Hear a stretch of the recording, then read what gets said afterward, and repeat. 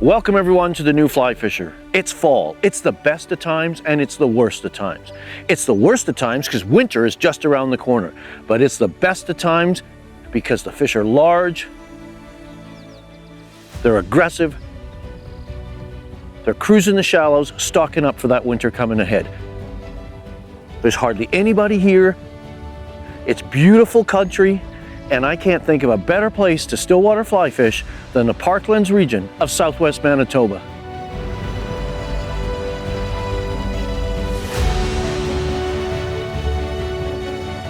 Beautiful fish. And repeat this process. Off you go.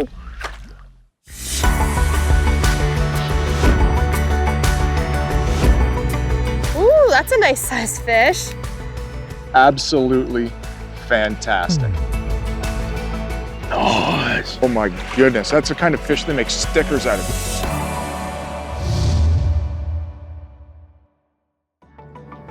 The new Fly Fisher is supported by Travel Manitoba,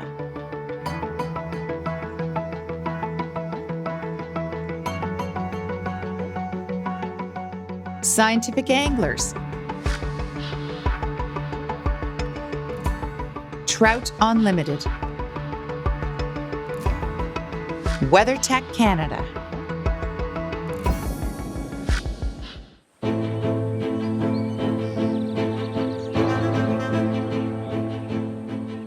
If you're a stillwater fly fisher, fall is a premium time to be on the water. At this time of the year, the colors are spectacular, the crowds are gone, and some of the season's largest fish are cruising the shallows just waiting to be caught. The Parklands region of southwest Manitoba is one of my favorite stillwater haunts in North America, especially during the mid to late fall. The productive lakes within this region have been specifically created, groomed, and managed for the stillwater fly fisher. These lakes offer a variety of species to pursue on the fly. Rainbows, browns, brookies, splake, and the seemingly always aggressive tiger trout, all capable of reaching trophy proportions. The peaceful town of Russell is the ideal hub for exploring the Parklands region. Russell offers excellent, affordable accommodation options and all the amenities a visiting angler might need.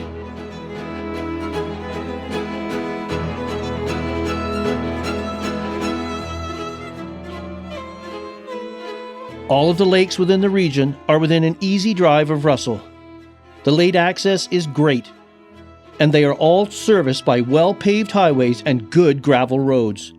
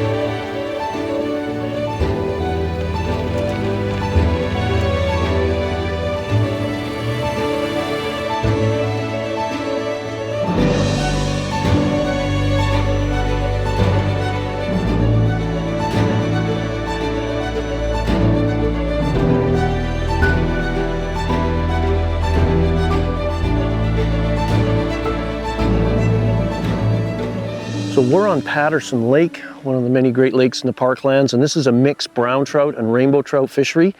And one of the predominant food sources at this time of the year and any time of the year in this lake and these lakes are minnows, fathead minnows, brook stickleback. What we're looking for is we're going to go along the edges, the cattails, the long stem bulrush, and the trout will herd these minnows into these regions, and the minnows condense into a tight little school. The water gets all nervous because you've got perhaps 500 minnows in a space designed for 75, and then often you'll see a big surge or wave as that brown trout or rainbow rakes through and snaps up as many as you can. So that's one of the things we'll be looking for here this morning.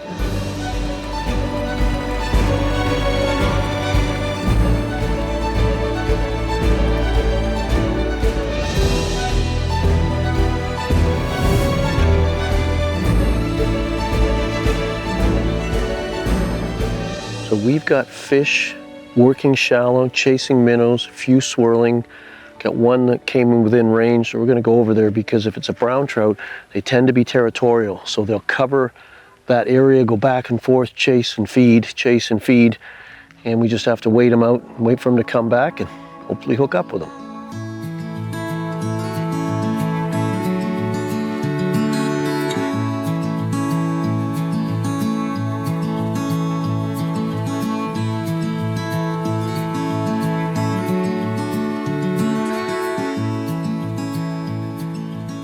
So we got fish busting minnows. We're just cruising the shoreline, looking for signs of a fish swirling, chasing them. And we got two options.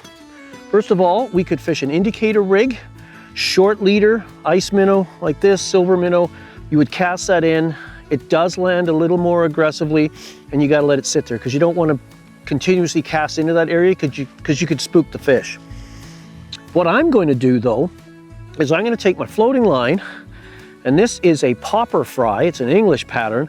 It's got a foam head on it, so it's gonna ride right in the surface film, and above it, between it and the fly line, I've got a little boatman because they're active as well. So this will keep everything up in the surface, and I can cast and cover the area. It's gonna land gently. My flies are gonna be up near the surface where those fish are busting minnows, and I can cover a lot of water with not much commotion. So let's see if I can make this work, because if they come up and eat this on the surface, it's really exciting. It's basically dry fly fishing.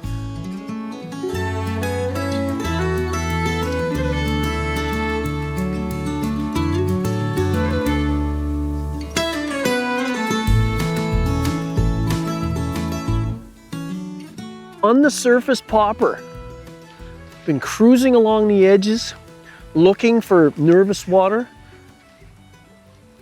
and boiling fish.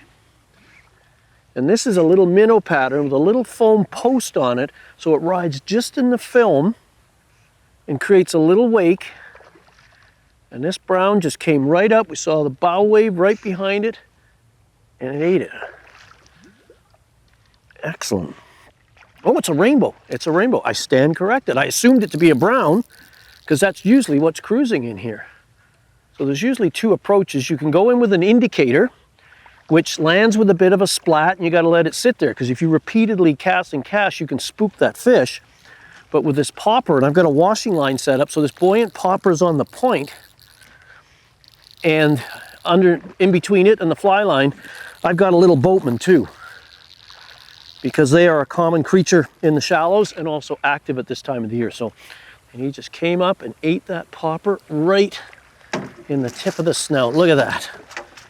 These Parklands fish are so healthy on the diet of minnows and leeches, boatmen, backswimmers, and in the spring, these lakes are riddled with chironomids. So it's kind of crowded over here. I'm just gonna take him quickly on the less crowded side of the boat. I'll let you have a look at it and we'll let him go. Very healthy fish. Look at that. Beautiful fish. Well conditioned, fat, healthy. We'll keep cruising the shorelines and repeat this process. Off you go.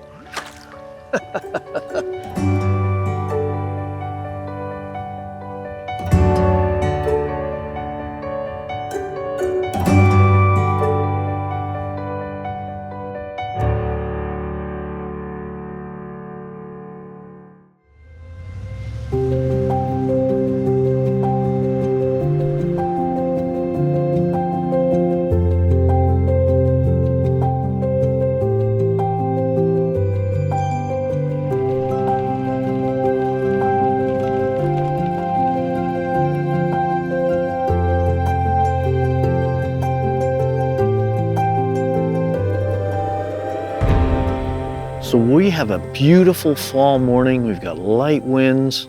The colors of the trees around me are just spectacular. What we're gonna do is we're gonna work these toolies. We're gonna fish very shallow under an indicator, suspend flies about 18 inches to 24 inches down, because at this time of the year, the fish are stocking up on protein, and protein in these lakes, in these parkland lakes, is often in the form of fathead minnows or brook stickleback. So we're just gonna move along the shoreline, look for moving fish, anchor a respectable distance away that we don't spook them, but we don't get ourselves into a situation where we have to make excessively long casts, because we'll tend to overpower and really drive that indicator into the shallows, which will spook and scatter the fish. If you do make a bad cast, don't rip it out of there. Just slowly hand twist it back out, get it a couple of rod lengths of line out so you can load it properly, pick it up and shoot it back in there. You don't want to just start picking indicators up, because if that indicator creates any commotion coming off the water, which it most likely will, it's going to scatter fish. So that's the strategy. We're just going to move down these shorelines, hopefully see some feeding fish, see if we can get ourselves a brown, a rainbow, or both.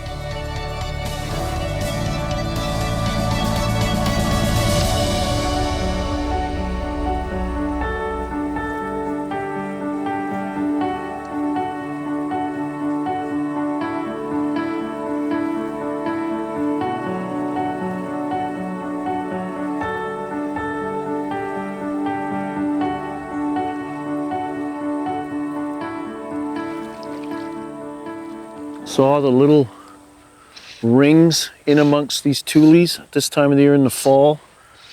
Bait fish are a prime food source, and this little rainbow is in there hunting not the biggest trout in the parklands, but proof of concept, and there are other bigger fish in here for sure. This guy's fat and chunky though. Got the little balanced carp in his mouth. But again, look at this. He's small, but look at the belly on this thing. These lakes are so productive. Just a beautiful little fish.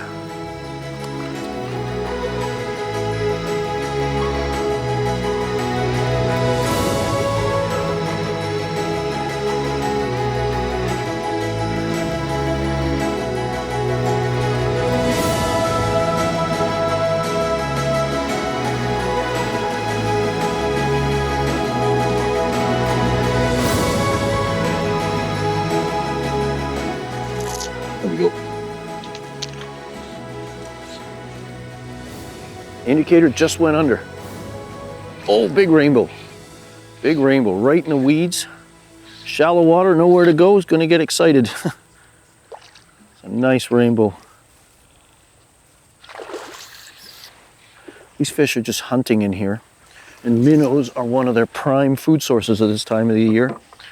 Rich in protein, they school up in the shallows, and these fish will go right into these tules and hunt them.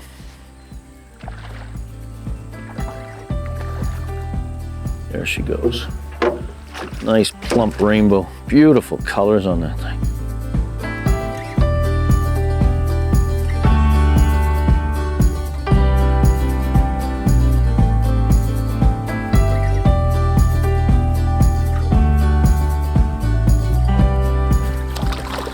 Prior to release, I did a quick throat sample just to see what the food source in there might be.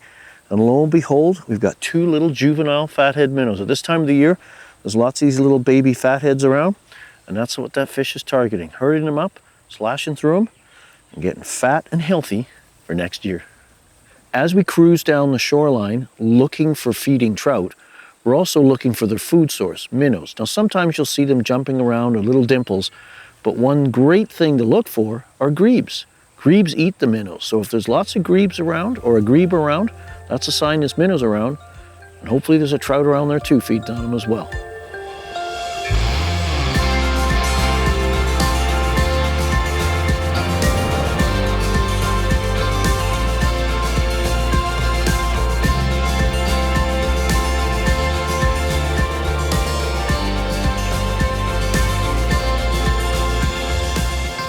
There we go. Jeez. Get under control, Phil. Suppress your excitement. I think it's just a little guy. We're not sure of which type we've got here, brown or rainbow. It's got showing a little flash. It's a little rainbow. Little tiny rainbow. That's where juveniles go to grow before they can swim out into the big water and cope with the larger browns and rainbows. That's a good sign for the future, because in order to have big fish, you need to have little fish they can grow into. Beautiful little fat, healthy, whoa, off he goes.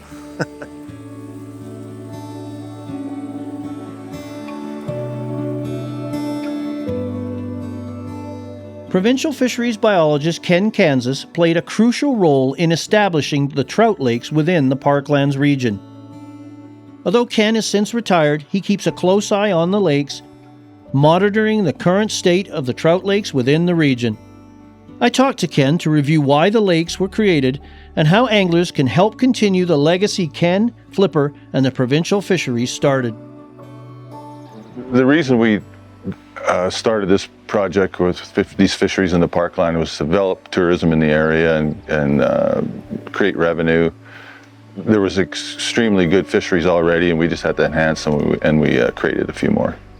The fishery was designed for both anglers residing in the province and from outside the province.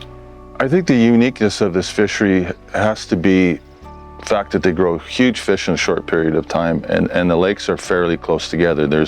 Right now there's probably about 10 to 15 lakes going that are really good.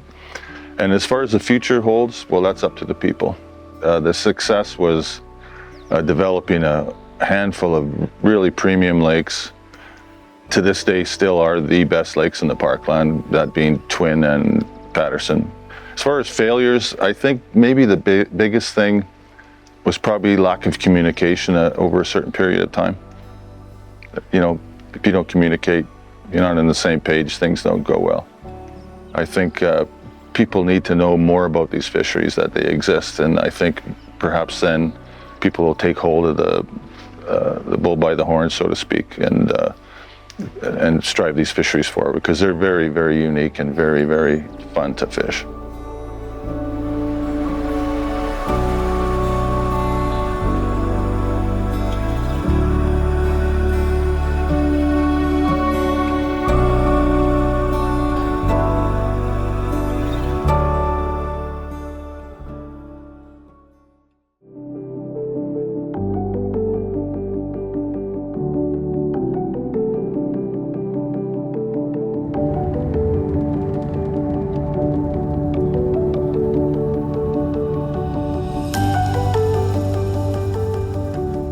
The trout lakes of the Parklands seem tailor-made for float tubes and pontoon boats.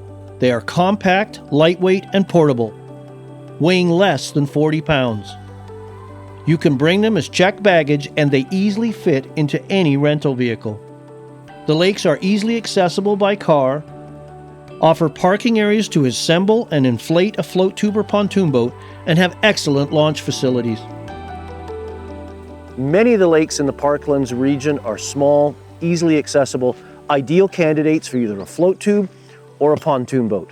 And the added benefit of many of these items today is they're easily transportable, come in neat carrying cases like this, allowing you to bring them with you and have an excellent day on the water.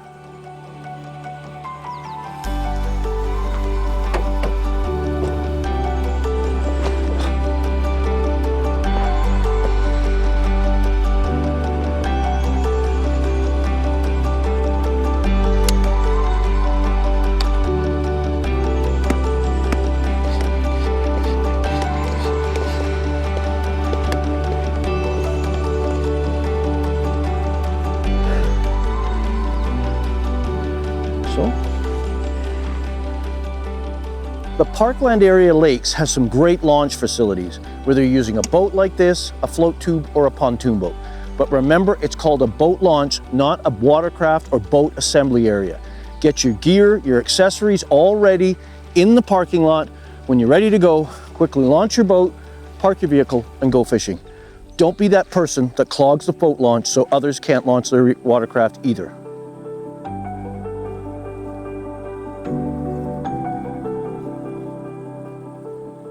So whenever you're using a float tube or a pontoon boat, remember to be safe.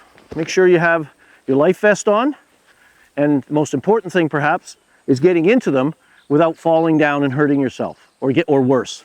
So when you put your fins on, you always want to do it at the water. Never put your fins on dry land and walk down to the water in a forward position, because you could catch a tip, fall over and hurt yourself. Or if you're carrying your pontoon boat or your float tube, you're going to fall with that. So that's not the way to have a trip out here in the Parklands or anywhere else. So when you put your fins on, you're going to put your watercraft right at the water's edge. You're going to lay your fins down right where you're going to, right at the water. Then you're going to step into them, do them up, sit down in your float tube or pontoon boat, push off. You've left the beach safely, and you can have an excellent day fishing for that day and the rest of your trip.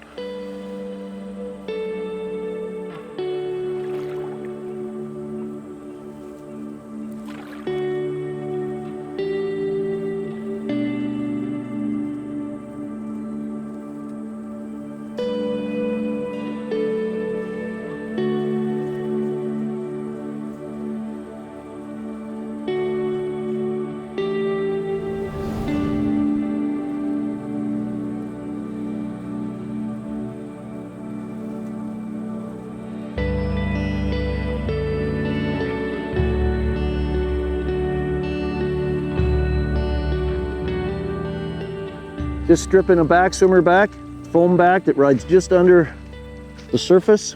My greater water floatman, and just saw the head come up, boom, took it. It's like a good tiger. Love it when they're eating the back swimmers.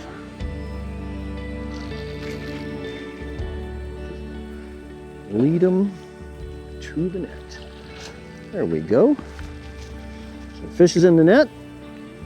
Peel off some line. Gonna take my little umbilical cord here and secure the rod. If it accidentally slides off the boat, I'm not gonna lose it.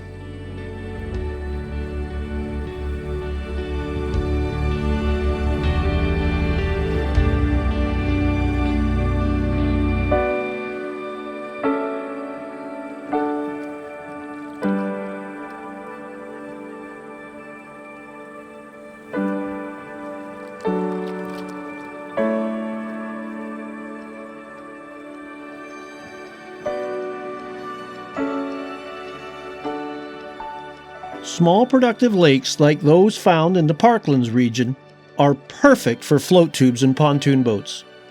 As I prepared my gear for this trip, I decided to bring my float tube and my frameless blow-and-go pontoon boat. After spending some time chasing tigers in my float tube, I wanted to change things up. So I switched to my frameless pontoon boat. The portability of today's float tubes and pontoon boats makes them a perfect option for the traveling fly fisher, especially those visiting the Parklands.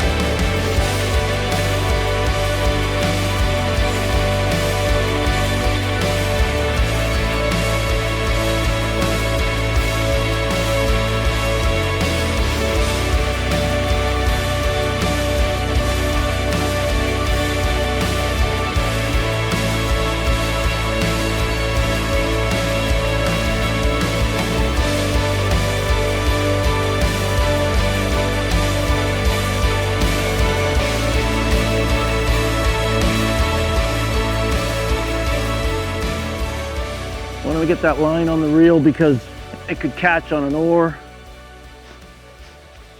foot peg, your fins, which would be even worse. Just give this a little side pressure. This feels like a good fish. It's got a good bend in the rod. Just fishing foam-based backswimmer patterns.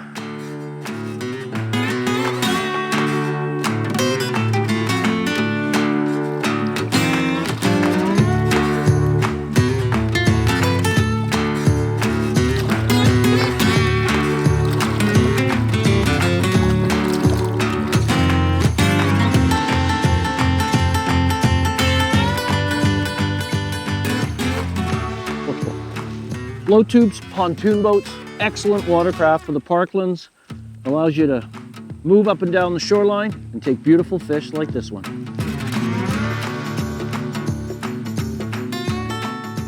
Off you go, big guy. I think I'm gonna keep doing this all afternoon.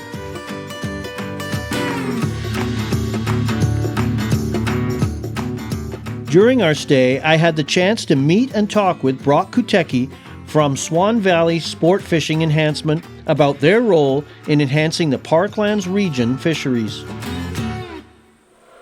So the Swan Valley Sport Fishing Enhancement Group is just it's a community club of avid anglers.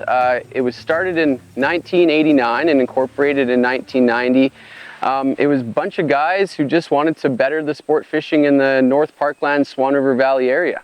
SVSFE's mandate focuses on fisheries research, fisheries enhancement, and education. Every lake is different, but in a general sense, what we've been doing to battle the encroachment of native species is we've been stocking less fish at bigger sizes in the spring. We've found that brook trout seem to do well with high white sucker populations, whereas rainbows don't seem to do as well on top of rainbow populations. We really like splake in the Duck Mountains. They seem to stock very well on top of prevalent perch populations. So we've been stocking splake at a low rate in addition to the rainbows and brooks and browns as kind of like a biocontrol. And that those splake also are a great sport fish species. They're easy to catch, they grow big, they're super aggressive, and they're long-lived. So anglers can help us out by just communicating with us. Just let us know what you're seeing in the field, what sizes of fish you're catching, if the fishing's been good or bad, if there's lots of perch, lots of suckers. All that information is very valuable. And then we can adjust our plans and assess and work on those fisheries as we get these reports, because we can't be everywhere at once.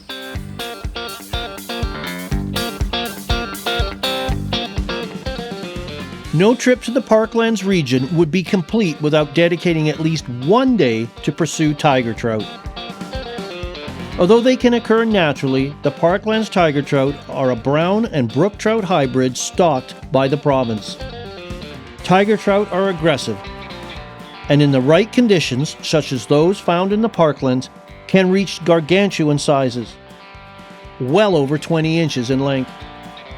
As the fall sets in, I expect to find tigers prowling the shallows, feeding on anything they see, including leeches, minnows, water boatmen, and their larger backswimmer cousins.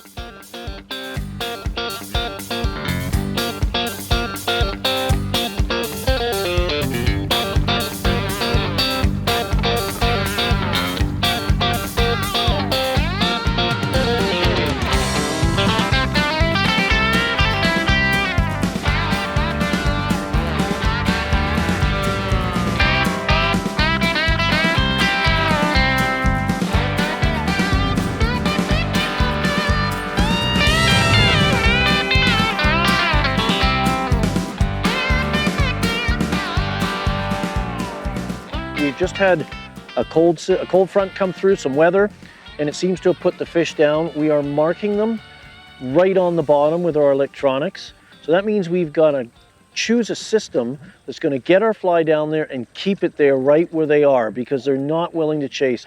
So for doing this, a long rod is preferred, 9.5, or even better, 10 feet.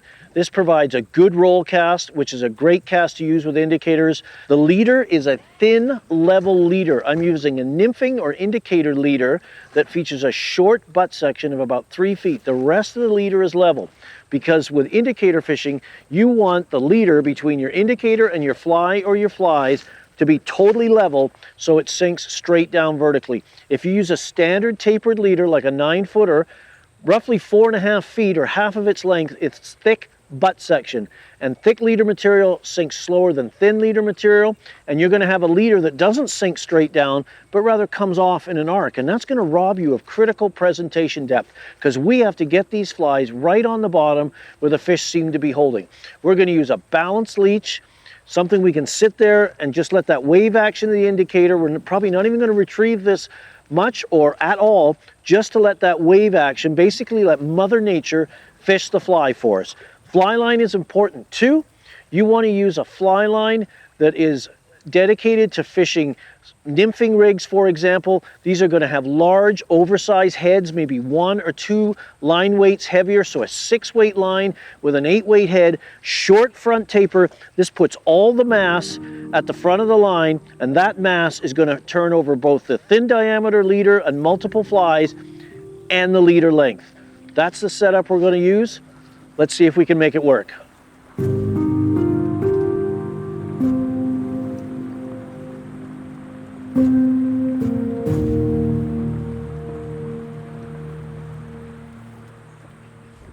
So we're anchored up in about 8 feet of water. To my left, it's quite shallow. It kind of falls off. There's a weed edge, and we're sitting just on the deep water side of the weed edge. It's anywhere from 8.5 to 9 feet deep. But on my electronics, I've been marking fish, big red sausages, hugging tight to the bottom. So I need to make sure my fly is down there. So what we're going to do to see if we can get one of those big fish is I've attached a little weight to my fly, in this case a vampire leech, and I'm going to lower it over the side, right down till it hits the bottom. I've got my quick release indicator. Just going to slide that right to the surface. And then where the indicator is sitting, to this little tip connection, that's about a foot, and that's where I want to be. I want to be just off the bottom, because that's where the fish are cruising. And by doing it this way, I know exactly where my fly is, and I can present it properly to them. Because I'm just waiting, I'm fishing really close, so I can react to the take. That's the plan. Let's see if we can put it together.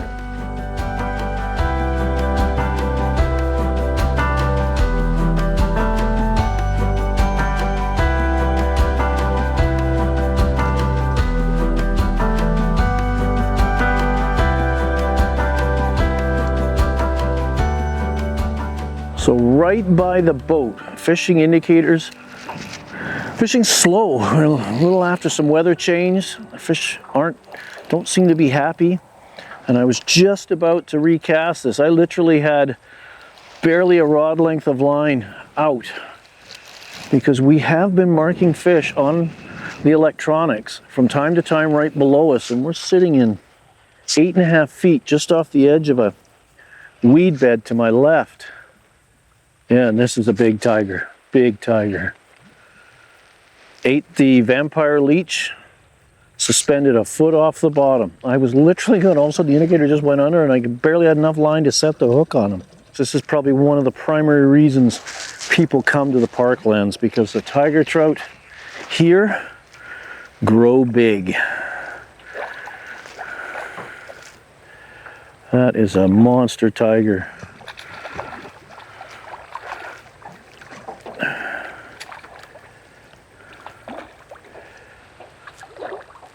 Into the basket, as I love to say. That is a quality Parklands trout. Oh. And the fly, I believe, has popped out. Yep, barbless hooks. What a beautiful fish.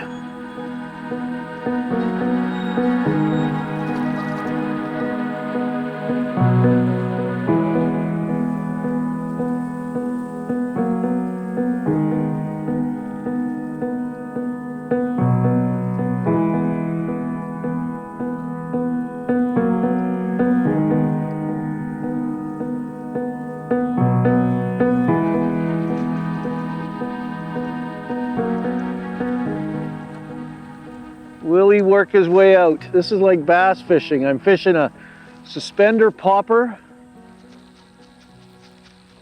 casting it into the tules, into the gaps, into bad places to put a fly.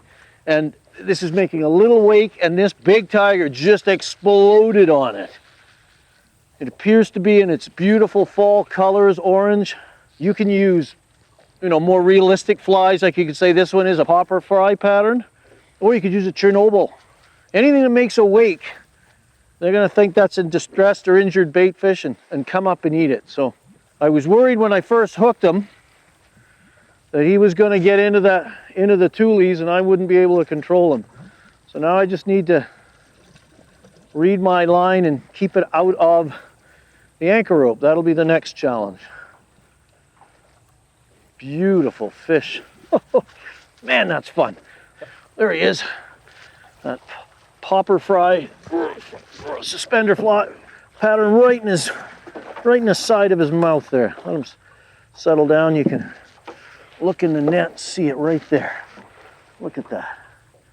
Right there in the corner of his mouth. Just a little, basically like a little zonker, just hook it in the net there, with a foam post on it. So that foam post holds the rest of the fly just under the surface and creates a wake. And this guy came up and whacked it. So I'm just going to take him from the other side of the boat to the downwind side where it's a little less cluttered. 1, 2, 3, over we go. Oh. How is that for colors?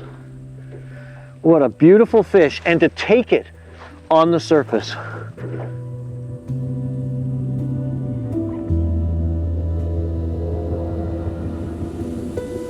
Well, we've got the wind is finally starting to die down. We're starting to see fish roll.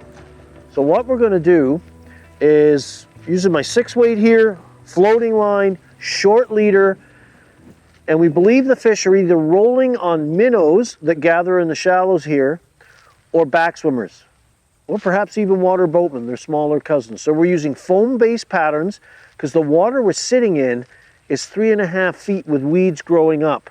So we got very little water work, so a floating line setup is ideal. Just going to make a long cast, let the fly settle, short little strips to get these flies to create a wake, see what we can pull up.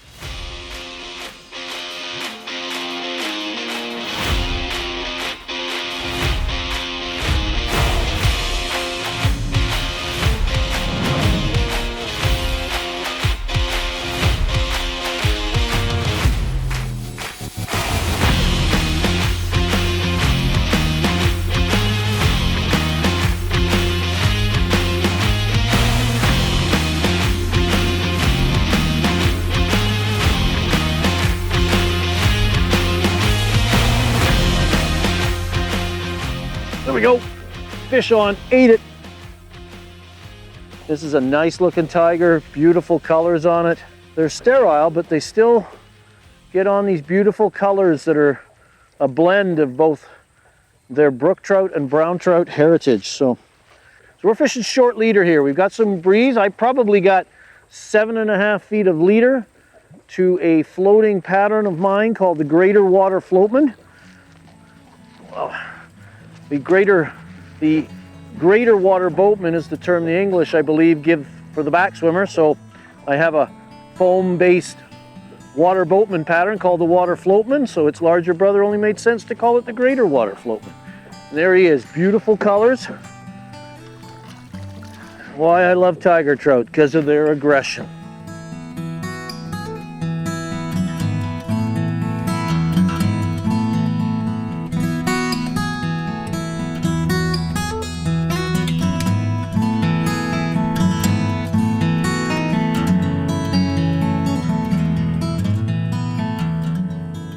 So this is why you fly fish lakes in the fall and come to the Parklands to shake hands with beautiful fish like that.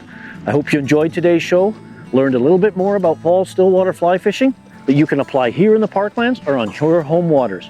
For more information on this show and others in our series, please visit us on the web at thenewflyfisher.com, and don't forget to follow us on social media, Facebook, Instagram, and YouTube. We'll see you next time.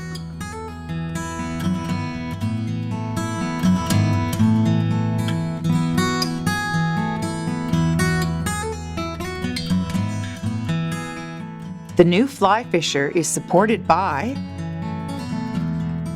Travel Manitoba,